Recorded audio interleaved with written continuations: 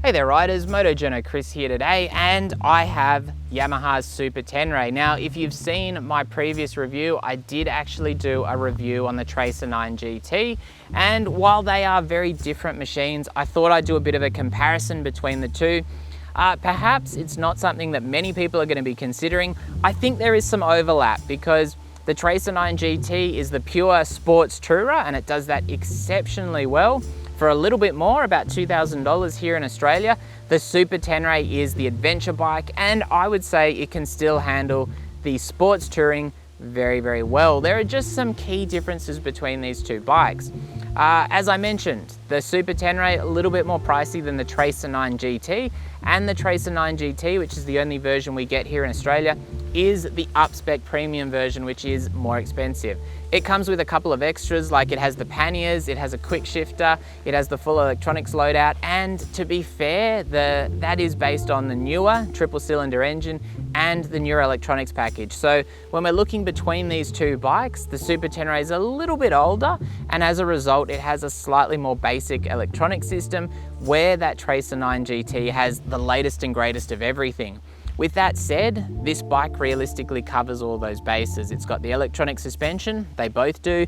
They've both got cruise control, they've both got heated grips, they've both got traction control and ride modes.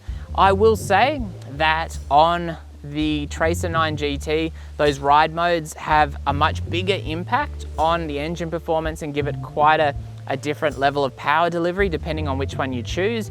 On the Super Tenere, that's less so. However, I guess you could say on the Super Tenere it's a little bit less necessary, and that's also reflected in the different engine characteristics between the two bikes. Obviously the Tracer 9 GT has the latest gen CP3 triple, which is the most refined version it's ever had. In comparison, the Super Tenere has an 1199cc parallel twin, and that's a 270-degree crank, so it is by no means a boring power plant.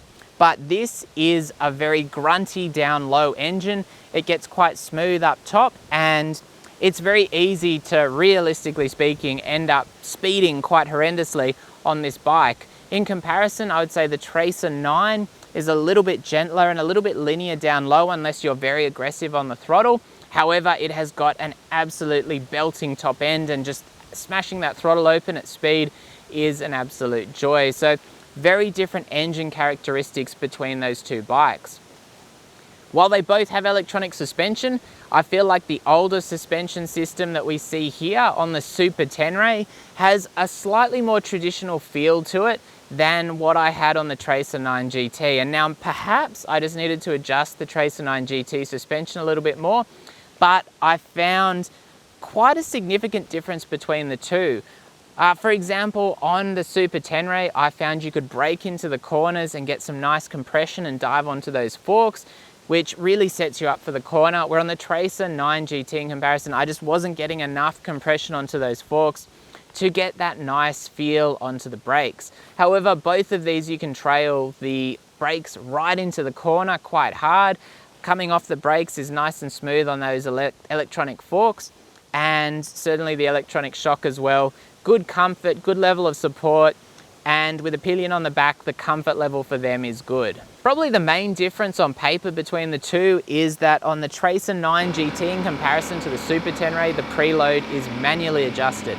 That may be a little bit of an annoyance for some people, but for me, I don't really mind at the end of the day. I guess the big advantage on the Super Tenere is that you're just changing the preload in the dash with less control over exactly where it is, but a much easier way when you've got someone jumping on the back or you're adding luggage to then modify that system. And I think at the end of the day, even though I preferred the handling feel of the Super Tenere when it came to its electronic suspension system, I did feel like the Tracer 9 GT, the performance on that particular system was just a little bit better overall. And like I said, it was a little bit of an apples and oranges despite them both being electronic systems, but they both had their strengths there. As far as the overall capabilities, obviously the Super Tenere is the adventure. It's got the tubeless tyres, they are spoked rims as well though, so you're getting the best of both worlds there, and you're getting a 19-inch front. 17-inch rear. The Tracer 9 GT, you've actually got much shorter forks with much bigger risers on them, which give it a bit of a different handling characteristic and don't make the bike feel quite so tall and top heavy. However, it just gets 17-inch wheels and there's no way you'd be doing adventure riding on the Tracer 9 GT. It has much less ground clearance, but I did notice I was getting, a toe down on both of the bikes quite easily as far as the amount of ground clearance when you're leaning as compared to just the general ground clearance. With the Super Tenere having 190 mils of ground clearance, because for an adventure bike, you need the additional ground clearance. Both have very wide bars. In that regard, fairly similar. Both have quite generous and comfortable seats. The Tracer 9 GT with those comfort seats was the more comfortable out of the two.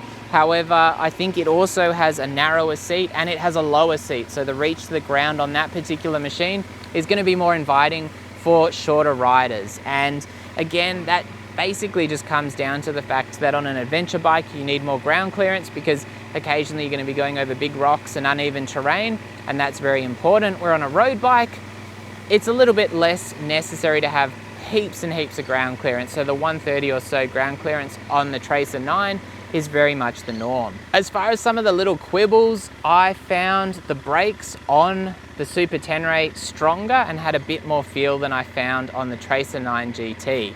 The rear in particular on this bike is super powerful, has a lot of feel, has a lot of bite, and that was quite a difference to the Tracer 9 GT. The other point of note was, my wife at least found the grab rails on the Tracer 9 GT were a little bit easier to grab onto. They didn't quite work for her proportions on the Super Tenere in comparison, and I guess that's just a small thing that's going to vary rider to rider or pillion to pillion. Another point of note, both of the bikes do have a center stand. However, on the Super Tenere, you are getting a shaft drive. And I know for some people that is huge. It's never been a particular kind of area that I've really minded it, but at the end of the day, that will probably be a big selling point for those who do huge miles, because that does seem to be a real point of difference and something that those people specifically want and perhaps won't do without. You do get the taller exhaust on the Super Tenere, again, adventure styled, and it has the slightly larger tank capacity at 23 litres versus 19 litres, which at this point in time really just is going to slightly vary how much you freak out when you fill your bike up at the servo and see just how much a fairly tiny amount of fuel gets you.